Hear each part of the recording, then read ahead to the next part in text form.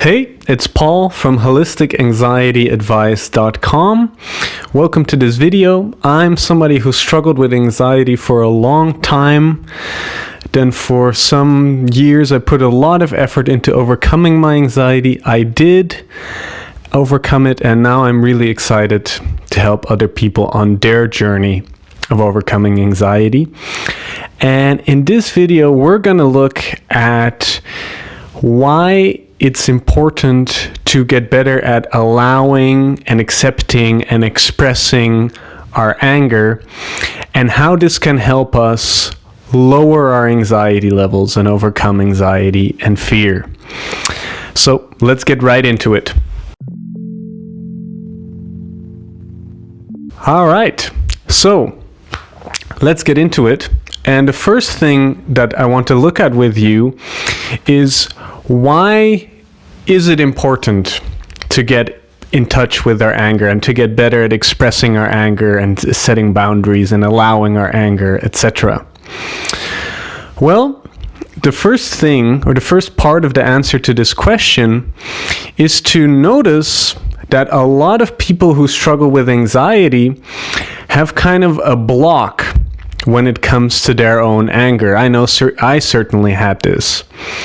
And what we do is we kind of suppress our anger, and we feel that it's not okay to be angry and that it's not okay to express anger. And it turns out that this has a lot of negative consequences in our life. Maybe the biggest one is that for most of us, when we suppress our anger, there's also this element to it where we believe that it's not okay for us to be angry, that we're not allowed to be angry. But we run into problems when we believe this, because at the same time, deep down, we all know that we do have an angry part to us, that sometimes we do get angry. There is an angry part inside of us. But so when we believe that it's not okay for us to be angry, that we're not allowed to be angry, then we kind of feel that there is a part of us that's not okay, that's not worthy, and that's not acceptable. And so we feel that we are not really okay and worthy and acceptable. And when we don't really feel worthy, when we don't really feel acceptable, maybe we don't even really feel lovable, then this is just kind of an unsettling and scary feeling that, in my opinion, leads to a lot of anxiety. But there are other reasons. Another reason is that when we suppress our anger, it actually can lead to a lot of physical tension inside of our body.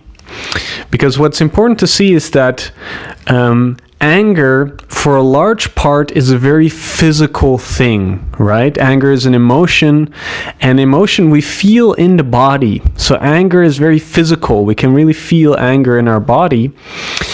But when we suppress our anger, what we tend to do is we tend to unconsciously resist the angry feelings in our body.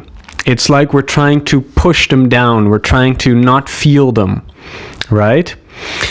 And so now what happens is that there is an internal battle almost inside of me. There's an internal tension that gets created, where on the one side there is anger, and then on the other side there's my resistance to anger, and they're kind of pushing up against each other. And this can really create a lot of tension in our body. If we don't want to feel a feeling, we tend to tense up and limit our breathing. And if this happens again and again and again, because we suppress our anger again and again and again, we can get a more and more tense body. And having a lot of tension in our body can lead to more stress, and just it makes our whole system more tense and more uptight.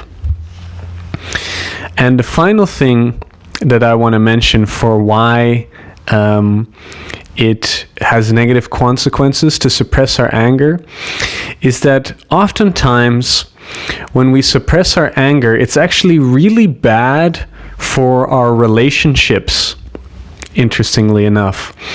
And this is kind of paradoxical, because a lot of times the reason that we don't express our anger, we don't let anybody know that we're angry, is because we want to protect our relationships, right? You know, maybe a friend pisses me off, but then I feel like, I'm not gonna say to him that it pissed me off. I'm not gonna get angry with my friend, because then we might get into a big argument, and my friend might be upset with me, and I might ruin our relationship. So I better just keep my anger inside. But what happens when we never express our anger, and when we never set boundaries with people, is that the anger kind of stays inside me. Right? You know, my friend does something that makes me angry, but I don't tell them. And so kind of this anger gets no outlet. So I'm just kind of boiling with anger. And then, you know, sometimes in these cases, my friend or a coworker does something that I don't like in the morning, and I'm angry about it all day, right? Because I give my anger no outlet. And when this happens multiple times, the person I have a relationship with makes me angry, and I have no outlet for it, then at some point this starts to build, and I can really start to feel a lot of resentment towards this person. And if this resentment reaches high enough levels, then it's almost like I start to hate this person, and I really don't want this person in my life. And I actually think that a lot of relationships get ruined like this, whether it's relationship with colleagues or friends or romantic partners, just because we never set boundaries, we don't express anger, and so it allows this resentment to build up so much that we end up pretty much hating this other person. So that's some of the ways in which we kind of screw ourselves up by not really being in touch with our anger, not being able to feel our anger, and not being able to express our anger. Now, another interesting question, of course, is what would it look like to be in a healthy relationship with our anger? And there's multiple things we can say about that. For one, if we're in a healthy relationship with our anger, we realize that it's okay for us to be angry. We realize that we're allowed to be angry, right? And we know that even if there was a small thing and we got quite angry about it for some reason, there was a lot of anger inside of us about a small thing, that even that's okay. We're allowed to feel a lot of anger about a small thing. It doesn't mean I'm actually going to explode and make a big deal out of it, but I'm allowed to be angry, right? And that can really just be a big load off of our shoulders, because now we don't have to feel so guilty and so ashamed, and we don't have to live with this sense anymore that there's something wrong with us and that we're doing something wrong when we feel angry. Now also, interestingly enough, when we have a healthy relationship with our anger, we will actually feel a lot less anger in our life. And this is because when we're, for instance, able to express anger and set boundaries, it's like we're getting this anger off of our chest so it doesn't stay stuck in our system. And when we have angry feelings inside of us, because we have no resistance towards them, we just allow them to be there, they actually get digested much quicker instead of us suppressing them and them staying stuck, the angry feelings inside of our system. And also, when we're better able to set boundaries and express anger, it can be really healthy for our self-esteem, because when we're setting a boundary in a healthy way or expressing anger in a healthy way, we're kind of telling ourselves that, hey, my wants, my boundaries, how I want to be treated, that's important. And I'm willing to stand up for that. right? So that really can build a lot of self-esteem. And when we don't do that, that can really start to undermine our self-esteem. Now, by the way, later in the video, we're going to look at the difference between expressing anger in a healthy way and an unhealthy way. This is, but that's for later in the video. But as you can start to hear, when we're in a healthy relationship with our anger, we're able to feel our anger, we're able to accept ourselves when we are angry, and we're able to, in a healthy and clean way, express our anger, express it when somebody has hurt us or has done something wrong to us, and set boundaries. And this can really relieve us of a lot of tension and can really make life a lot more easy and stressful, and less stressful and less anxious. Now, before we talk about how we can get better at allowing and expressing and feeling our anger, let's look at why do we suppress our anger in the first place? How does this happen? If we're allowed to feel anger, if there's actually nothing wrong with feeling anger, then why do so many of us feel that it's not okay to feel anger? And why do so many of us suppress our anger? And for most of us, the answer is that we learn in childhood that it's not okay to be angry. We get communicated to us as children, oftentimes quite young, that it's not okay to be angry, and then we kind of integrate that belief into our mind, into our body, into our emotional system. And it's almost like our whole system gets used to suppressing anger and not allowing anger. And that has a certain momentum to it. And so we can take that belief and these unconscious suppression mechanisms with us for our entire life. You know, we can take them with us to our grave many times. And how this message gets communicated to us in our childhood can really differ from person to person. You know, maybe I lived in a family that was already very stressed and overwhelmed. So when I got angry, it was just way too much for everybody, and the whole family would explode, and it would just make everything 10 times worse. So I learned very early on that there's no space for me to get angry. If I get angry or if I show my anger, then things only get worse. Or maybe I grew up and I was just always told, listen, little boys or little girls, they have nothing to be angry about. They shouldn't get angry, and that's just something you keep to yourself. And so in that way, I learned it's not okay for me to show anger or express anger. Anger is something I keep to myself. Or maybe we had a family member that had a really unhealthy relationship to their anger, but they didn't suppress it. They kind of did the opposite. They exploded, and maybe they were very abusive or maybe even violent. And so we kind of learned, ooh, I really don't want to be like that. So in order to not be like that, I should hold my anger in, and I should never express my anger. An example from my own life is that I kind of got shamed about being angry in my childhood, because I was an only child, and there is this thing that only children are spoiled, and maybe I was a little bit spoiled, to be fair.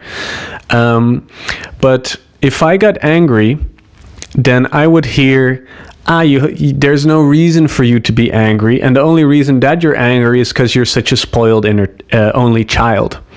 And so I got kind of shamed for it, and that was my reason why I learned, I cannot show my anger or express my anger. So we all have different reasons, but the basic gist is that we got communicated very early on that for whatever reason, it was not okay to feel anger, express anger, etc. But what you can notice is that basically this communication is a misunderstanding, right? Maybe in your childhood, it was not safe for you to feel anger or express anger. There was no space for it. But now there is. You know, you're an adult. You're no longer in the old family system. And so a lot of times these beliefs and feelings that we have about anger from our childhood, they are really no longer relevant now. And that's why it can be really helpful to look at them, because then we can see, hey, these beliefs, they might have served me back then, but now they're actually hindering my growth, and they're not allowing me to feel my anger and to express my anger, to set boundaries, etc. Now, the final thing I want to look at in this video is how can we work on getting into a better relationship with our anger? How can we start doing that? And the first thing that I think is really helpful is to start to see that it's okay to be angry. You're allowed to be angry. And again, even for small little things, you're allowed to really feel a lot of anger. It's okay. And there's a difference between feeling anger and acting on anger, right? You know, maybe a little thing makes me angry and I decide, like, you know, this is just something that really triggers me, but this is not necessarily an anger I want to express. But then still, this anger that arises in me is allowed to be there, and it's allowed to really fill me up. I'm allowed to be very, very angry, right? And it's okay. There's no problem with it. I think that's really a very powerful first step. Another thing that I think can be very powerful is when we feel angry and frustrated, to go take a little moment and notice the angry sensations in our body and just feel them and accept them. Because a lot of times we have unconscious resistance mechanisms in our body where kind of automatically when there's angry sensations in our body, we kind of close off to them and we limit our breathing, and there's just this automatic tensing that starts to happen. And so if we feel angry and we just remember, oh yeah, it's okay to feel angry, and we kind of take a moment to feel into our body and we breathe with the anger and we allow the anger to be there, that can be really, really helpful as well. And of course, what's also really powerful is to gradually start setting more boundaries and expressing anger more in your life. And setting boundaries, that can mean just telling somebody, you know what, I don't want you to do this thing that you're doing. Or, you know what, I don't want to come with you to this thing. I don't want to help you with that. Or maybe telling a colleague, no, I don't want to do that work. I'm already way too busy. I cannot take any more. Whatever it might be, you know, telling a friend, you know what, I would love for you to stay over for 2 days, but 7 days, that's too long for me. I don't want you to stay over that long. I need my privacy too. Can be lots of different things, but it can be a really beautiful and powerful thing to practice setting boundaries. And expressing anger can, of course, also be really, really powerful and helpful. And there's kind of two ways, and I think this is important to understand. There's kind of, you could say, two ways in which we can express anger. One is the healthy way, which tends to lead to good results. And one is the unhealthy way, which can really mess things up a little bit. And the unhealthy way is where I express my anger, but I do it in kind of a hurtful way, you know? The very extreme, that would maybe even be violence. Of course, never, ever, ever get violent when you're feeling angry. I don't even need to say that, I hope. But also, we can also kind of get what we might say verbally violent, right? where we go, you're such a terrible person, you're always doing this, you only think about yourself, you're so stupid, how could you not see how much this hurt me, you're such an idiot. And if I get angry in this way, what you can notice is that I'm being really hurtful, right? I'm saying really hurtful things to the person that I'm angry with, and I'm basically telling them that they're a terrible person. And they're almost inevitably going to be really hurt by this, and they're going to be really angry with this, because nobody likes to be told that they're a really bad person, right? Especially in these blanket statements where we go, you are, you're an awful person, this kind of a thing. So that, I would say, is the unhealthy way of expressing anger, and that can really cause a lot of problems. If I express my anger towards a friend in this way, then my friend will probably now be really angry with me, and it might even really cause a lot of trouble in the relationship. But there's also a healthy way in which we can express our anger. And when we express our anger in a healthy way, what we do is we are very precise with our anger. And what that means is, when I express my anger in a healthy, precise way, I tell somebody exactly what happened that made me angry. So maybe my friend was 30 minutes late yesterday, and it made me angry. Then I would tell my friend, hey, listen, when you were 30 minutes late yesterday, that made me angry. It made me feel like you didn't respect my time in that moment. It made me feel unrespected.